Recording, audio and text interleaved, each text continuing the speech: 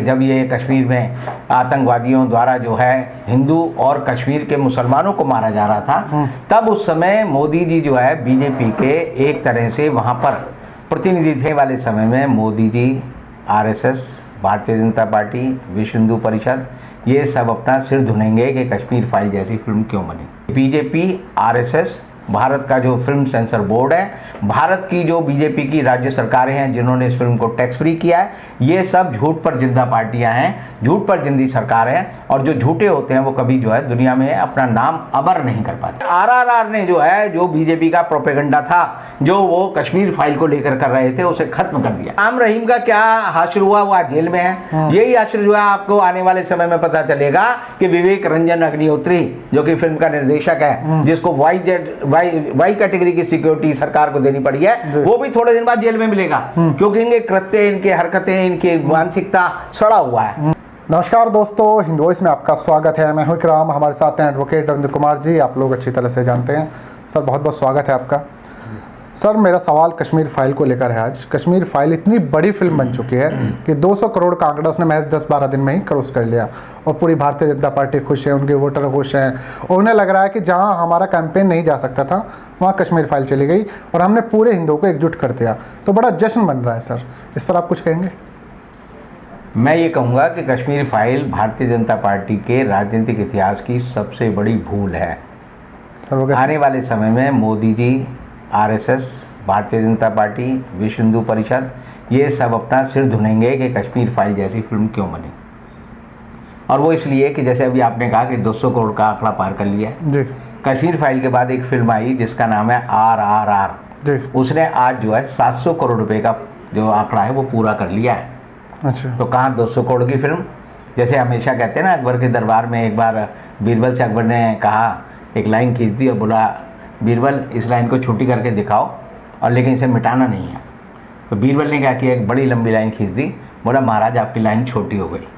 तो आरआरआर ने 7 दिन में 700 करोड़ कमाकर ये वो झंडे पूरी इतिहास में, फिल्मी इतिहास में, दुनिया में गाड़े हैं कि हिंदुस्तान में उसने 700 करोड़ रुपये 7 दिन में कमा लिए। और अमेरिका की अब तक की सबसे बड़ी हिट हिंदी फिल्म है वो, जो दंगल फिल्म आई थी और आमिर खान की पीके फिल्म आई थी, वो सबसे प्रसिद्ध फिल्म मानी जाती थी, सक्सेसफुल फिल्म मानी जाती थी अमेरिका में। लेकिन दुनिया भर में उसके जो राइट्स हैं, आप ये मान के चलिए कि बड़ी जल्दी आरआरआर 2000 करोड़ रुपए का बजट, 2000 करोड़ की कलेक्शन करके दिखा देगी, और तब आपको लगेगा कि कश्मीर फाइल छोटी सी फिल्म रह गई है। अब सवाल आता है कंटेंट पे। भारतीय जनता पार्टी से खुश है कि हमने हिंदू मुसलमान बंटवारा किया, हमने लोगों को भ्रमित किया। लेकिन जैसे कहते हैं कि अंधेरा जो है, जैसे ही एक नन्हा सा दीपक जलता है, वो जो है अंधेरा गायब हो जाता है। अब जो आरआरआर फिल्म आई है, इसने तो पूरा सूरज उगा दिया है। और इनकी जो ये कश्मीर फाइल का झूठ है, वो सब लोगों को पता चल गया है कि बीजेपी, आरएसएस, भारत का जो फिल्म सेंसर बोर्ड है, भारत की जो बीजेपी की राज्य सरकारें हैं जिन्होंने इस फिल्म को टैक्स फ्री किया है, ये सब झूठ पर जिंदा पार्टियां हैं, झूठ पर जिंदी सरकार है। और जो झूठे होते हैं वो कभी जो है दुनिया में अपना नाम अमर नहीं कर पाते। अब आप देखेंगे कि मोदी जी ने कहा कि मुझे तो इतिहास की पता नहीं थी। मैंने कई बार कहा है कि जब ये कश्मीर में आतंकवादियों द्वारा जो है हिंदू और कश्मीर के मुसलमानों को मारा जा रहा था, तब उस समय मोदी जी जो है बीजेपी के एक तरह से वहां पर प्रतिनिधि थे, भारतीय जनता पार्टी के प्रभारी रहे हैं, प्रभारी थे वहाँ के, जैसे राम माधव बाद में रहे। बिल्कुल बिल्कुल। और जो आदमी वहाँ पर प्रभारी रहा, अगर उसे वहाँ कश्मीर में हो रहे हालातों के बारे में उस समय नहीं पता था, तो या तो वो कश्मीर में अयाशी करता था या वो कश्मीर गया नहीं।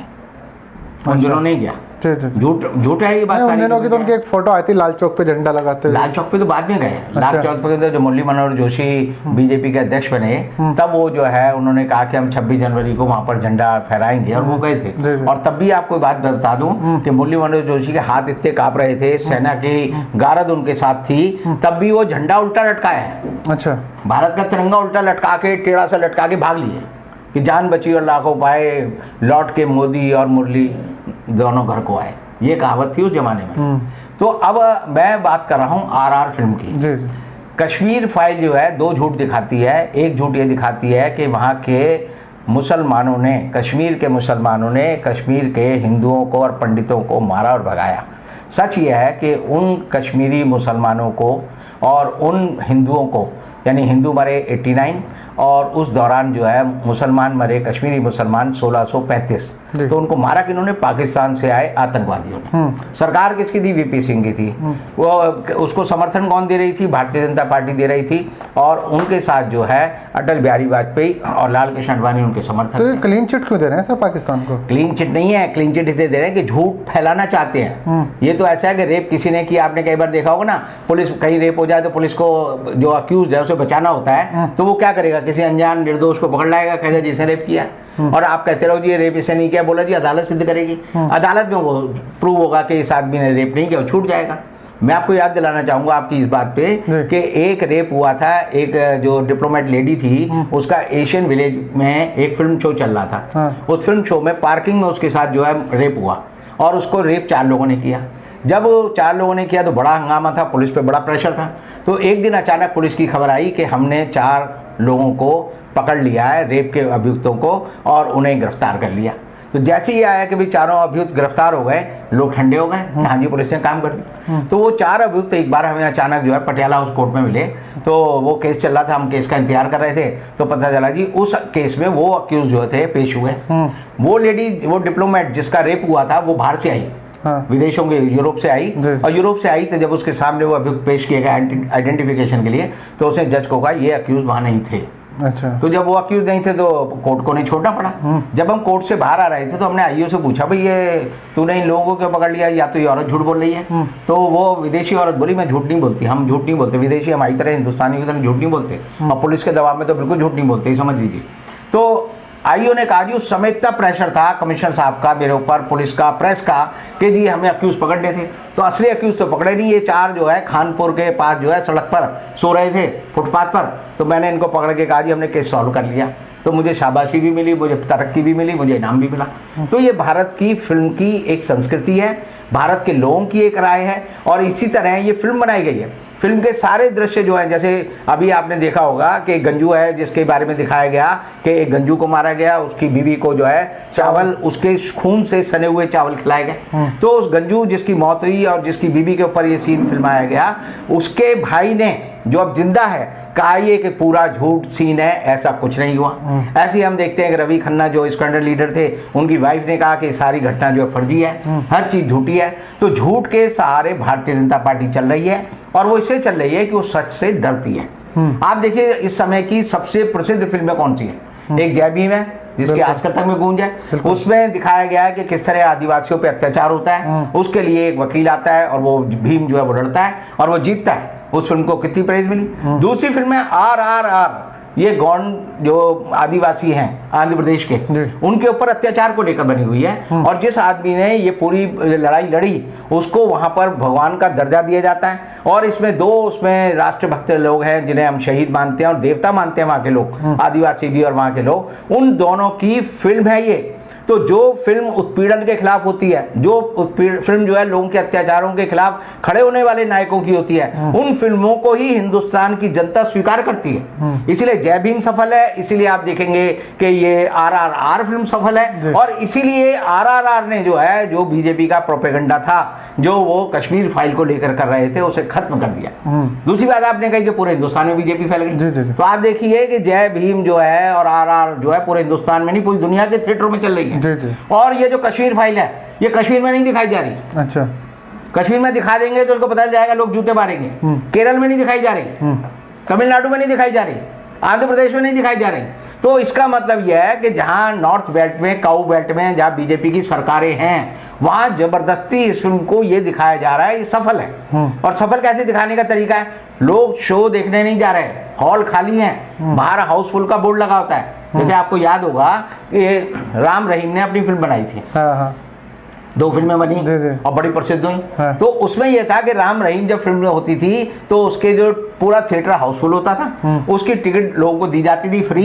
और जब वो जाते थे तो उनको कहा जाता था अंदर तुम्हें एक बर्गर मिलेगा और अंदर एक तुम्हें पेप्सी या कोक मिलेगी खाने के लिए, और खाने के लिए जो है और चीजें मिलेंगी। और गाड़ी भर भर के लोगों को लाते, और गाड़ी भर भर के लाते थे राम रहीम। वो दृश्य हमने देखा है सर, देखे ना आपने। तो यही फिल्म, यही सच्चाई इस फिल्म के साथ है। तो राम रहीम का क्या हासिल हुआ, वो आज जेल में है। यही हासिल हुआ आपको आने वाले समय में पता चलेगा कि विवेक रंजन अग्निहोत्री जो कि फिल्म का निर्देशक आवश्यक है, जिसको वाई कैटेगरी की सिक्योरिटी सरकार को देनी पड़ी है, वो भी थोड़े दिन बाद जेल में मिलेगा, क्योंकि इनके कृत्य, इनके हरकतें, इनकी मानसिकता सड़ा हुआ है। और सड़े हुए समाज में ये फिल्में जो है, अगर बीजेपी सोचती है कि पूरा हिंदू समाज, पूरा भारत का समाज, पूरा भारत के 140 करोड़ लोग जो सड़ जाएंगे, ऐसा नहीं हो सकता। आज भी आम आदमी इनके खिलाफ है, इनके अत्याचारों को, इनकी कमियों को, इनके लूट को देख रहा है, और इसीलिए उस लूट की वजह से वो इनके खिलाफ है।